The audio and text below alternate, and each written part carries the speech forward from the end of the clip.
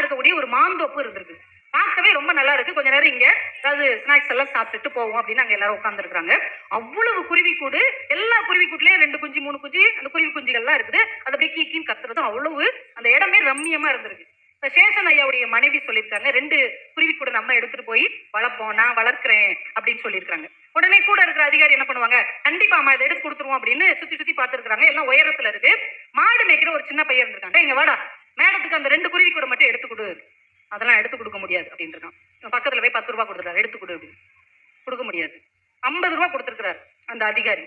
நீங்க 50 ரூபாய் கொடுத்தாலும் சரி, இல்ல என்னை அடிச்சாலும் சரி, அந்த குருவி கூட்டு ஒண்ணு கூட நான் எடுத்து தர மாட்டேன்.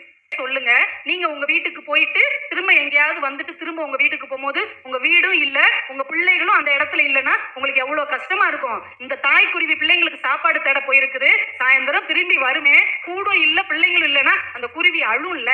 அப்ப எனக்கு எவ்வளவு சங்கடமா இருக்கும். இந்த குருவியை அம்மாவை காணும்னு உங்க வீட்டுல உட்காந்து அழும் இல்ல.